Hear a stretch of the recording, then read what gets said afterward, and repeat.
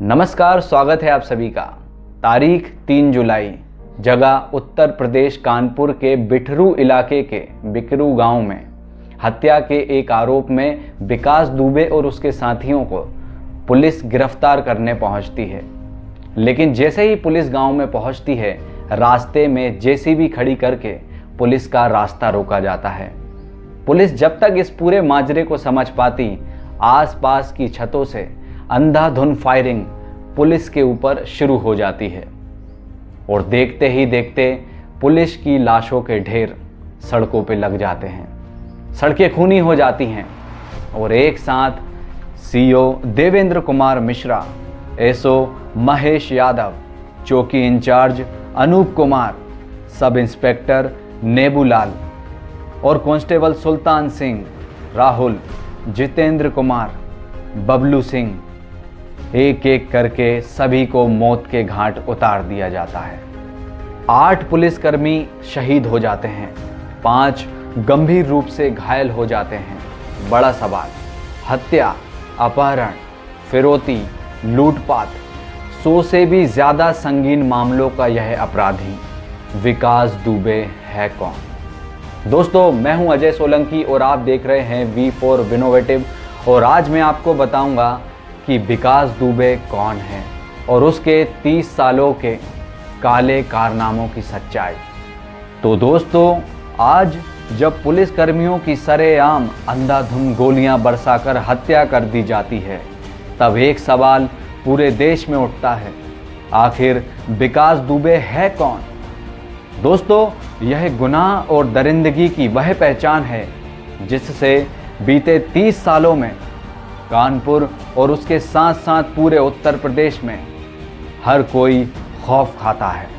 विकास दुबे कानपुर के बिकरू गांव में एक गरीब किसान परिवार में जन्मा, लेकिन बात 1990 की है, जब नागदा गांव के किसानों से ज़मीन के मामले पर उसका विवाद हो गया और उसने गांव के लोगों की जमकर पिटाई की और देखते ही देखते वह अपराध में संगीन हो गया और क्षेत्र में गुंडा बन गया। खौफ इतना हो गया कि चौबेपुर में किसी का भी वाद विवाद हो, फैसला देश की अदालत में ना होकर बल्कि विकास दुबे की अदालत में होने लगा। कई बार शिवली थाने में उस पर मामला दर्ज हुआ, लेकिन राजनीतिक संरक्षण के कारण पुलिस ने भी उस पर ध्यान देना छोड़ दिया था। 1992 में एक दलित युवक की हत्या के बाद वह अपराध की दुनिया में बड़ा नाम बन गया। उसका रसूख दिन प्रतिदिन बढ़ता जा रहा था। कई राजनीतिक पार्टियां उसे अपने फायदे के लिए संरक्षण दे रही थीं, इसलिए पुलिस ने भी उस पर नज़र रखना छोड़ दिया था। फिर साल 2000 में विकास ने इंटर कॉलेज सहायक प्रबंधक सिद्धेश्वर पांडे को गोली मारकर हत्या कर दी और वह यहाँ भी नहीं रुका।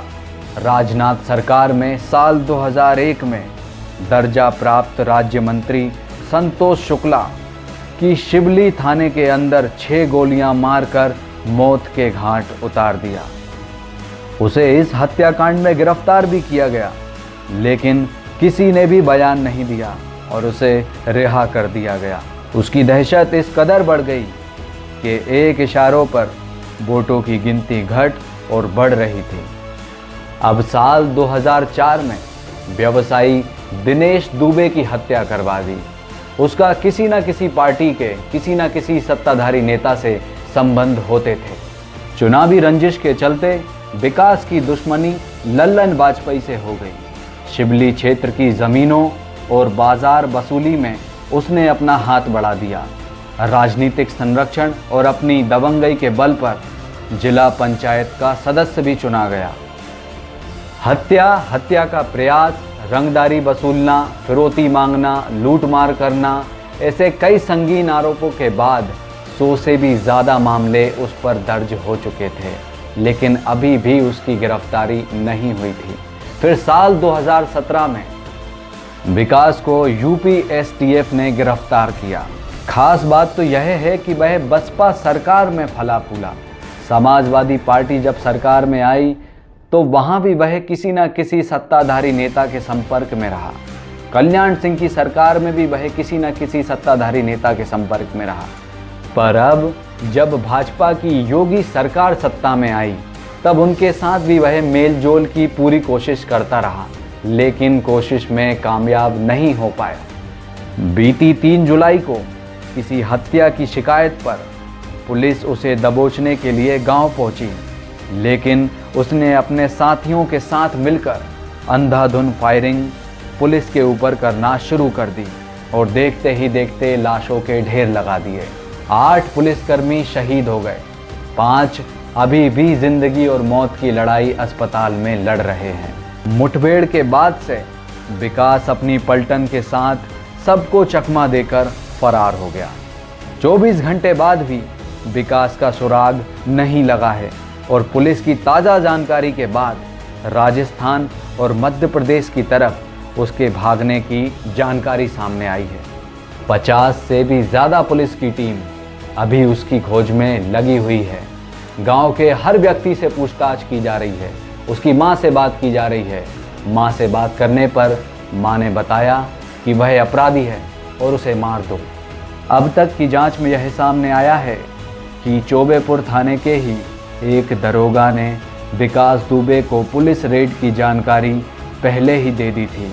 पुलिस के शक के घेरे में एक दरोगा, एक सिपाही और एक होमगार्ड है। दोस्तों, ये तो उसके काले कारनामों की बात थी, लेकिन आज हमारे लिए यह बड़ा सवाल है, जिस पुलिस विभाग से हम अपनी सुरक्षा और मदद की गुहार लगाते हैं, आज उनको इतनी दरिंदगी के साथ मौत के घाट उतार दिया जाता है। तो सोचने वाली बात है कि आम आदमी अपने आप को कहां सुरक्षित पाता है। राजनीतिक पार्टियां अपने फायदे के लिए इन गुंडों को पहले तो संरक्षण देती हैं, उन्हें बल प्रदान करती हैं और फिर इन्हीं नेताओं की सरकार में एक आम आदमी को इन गुंडों के खौफ के साये में जीना पड़ता है। आज उन पुलिसकर्मियों के घर पे मातम है, आरोपी फरार है। उम्मीद, क्या योगी सरकार न्याय कर पाएगी? दोस्तों, अगर ये खबर आपको पसंद आई है तो इसे लाइक करें, शेयर करें और चैनल को सब्सक्राइब करें और बेल आइकन को भी दबाना ना भूलें। मैं अगली बार किसी और खबर के साथ वापस आऊँगा, तब तक आप बने रहिए V4 विनोवेटिव के साथ।